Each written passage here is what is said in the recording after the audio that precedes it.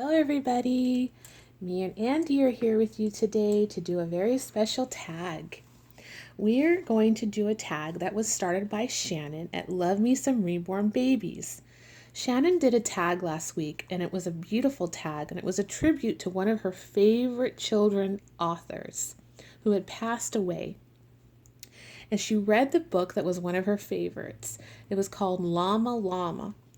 And she inspired me to come on and read my two favorite books that I love to read to my nieces and my nephews. I know we were supposed to just do one, but I just couldn't help myself and I picked two.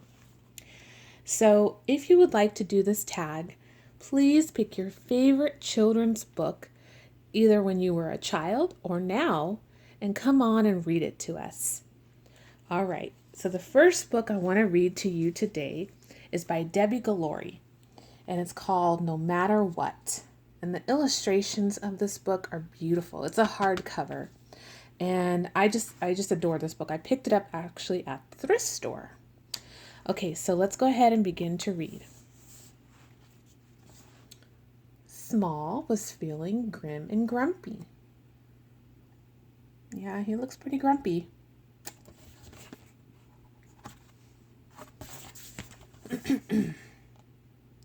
Good grief, said Large.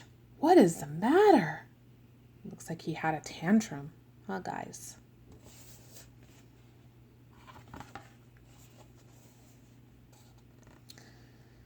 I'm grim and grumpy, said Little Small, and I don't think you love me at all. Oh, Small, said Large, grumpy or not, I'll always love you no matter what.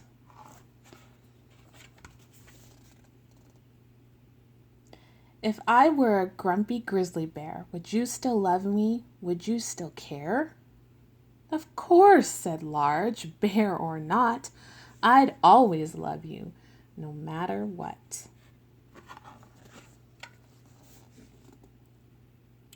But what if I turn into a squishy bug? Would you still love me and give me a hug? Of course, said Large, bug or not, I'd always love you, no matter what. Cute. No matter what, said Small with a smile. What if I were a crocodile?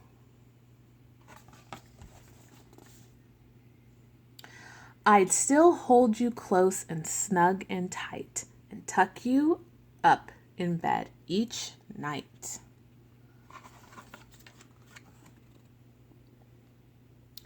But does love wear out? Does it break or bend? Can you fix it or patch it? Does it mend? With time together, a smile and a kiss, love can be mended with things like this. But what about when you're far away? Does your love go too, or does it stay?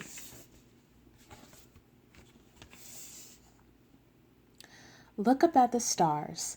They're far, far away, but their light reaches us at the end of the day. It's like that with love. We may be close, we may be far, but our love still surrounds us wherever we are. The end. So that's one of my favorite books. Okay, now for the second one. Some of you may know this book. A Pocket for Corduroy by Don Freeman. One of my favorite books to read to the kids. All right, let's get started.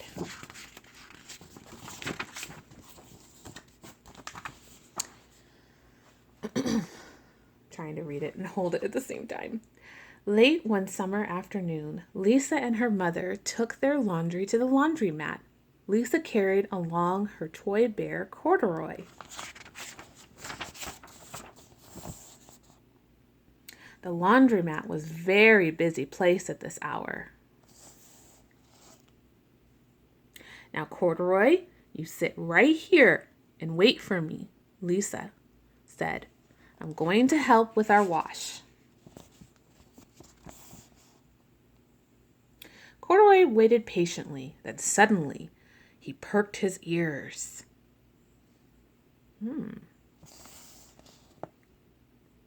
Lisa's mother was saying, "Be sure to take everything out of your pocket, Lisa dear. You don't want your precious things to get wet and soapy." "Pockets?" said Corduroy to himself.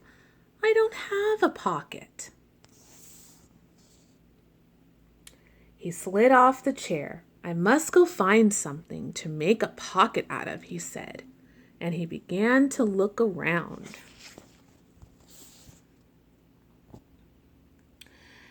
First, he came to a pile of fancy towels and washcloths, but nothing was the right size or color. Then he saw a huge sack of colorful clothes in the laundry bag. "There ought to be something in here to make a pocket out of," he said.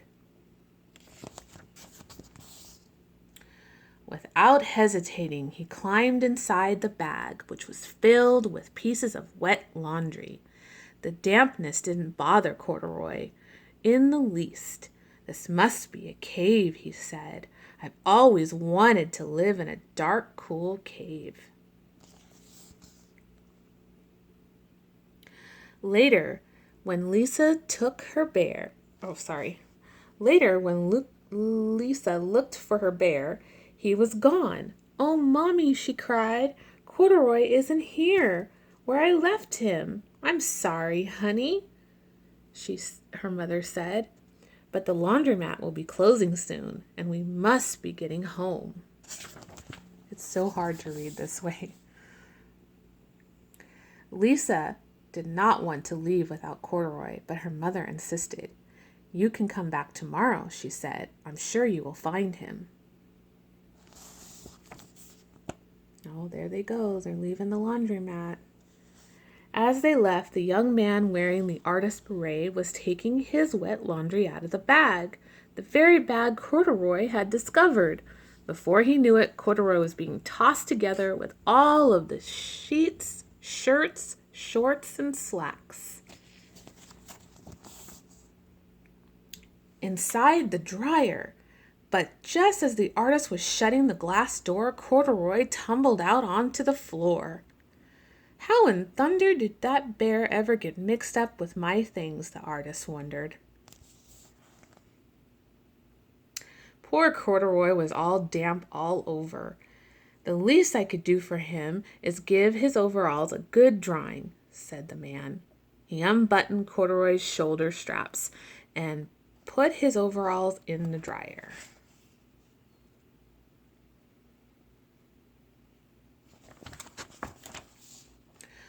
Corduroy grew dizzy as he watched the clothes spinning around, but the artist became inspired. "This would make a wonderful painting," he said, as he took the sketch pad out of his pocket and began drawing the swirly colors. "I can hardly wait to get back to my studio."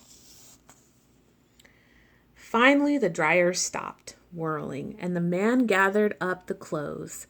Then he helped Corduroy put on his warm, dry overalls. All at once, the manager of the laundromat called, "Closing everybody out!" Corduroy was gently placed on top of the washing machine. "I wonder whose that bear belonged to," said the artist as he was leaving. "He should have his name someplace. He's too fine a fellow to be lost." As soon as the lights were turned off, Corduroy began his search again. He was surprised to see something white glowing in the dark. "Maybe it's snow," he said. "I've always wanted to play in the snow."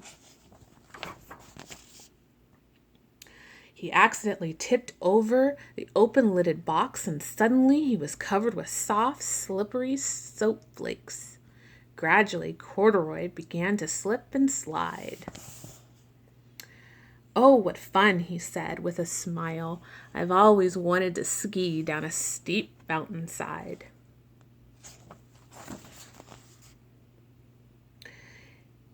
He landed paws first in an empty laundry basket. "This must be a cage," he said, peeking through the bars. "I never wanted to live inside a cage like a bear in the zoo." But now Corduroy felt drowsy, and soon he nodded off to sleep. Next morning, when the manager came to open the laundromat, there was Lisa waiting. "I left something here yesterday," she explained. "May I go look around?" "Certainly," said the manager. "My customers are always leaving things." Lisa was searching under the chair and in the back of the washing machines when she heard the manager call her. Is this what you're looking for, señorita?" "Yes, yes, here's my best friend," shouted Lisa. She reached in and picked Corduroy out of the basket. "So this is where you've been, you little rascal," she said. "It's time I took you home." Lisa thanked the manager and ran down the street, holding Corduroy tightly in her arms. "I thought I told you to wait for me," she said. "Why did you wander away?" "I went looking for a pocket," Corduroy said. "Oh, Corduroy, why didn't you tell me you wanted a pocket?" asked Lisa.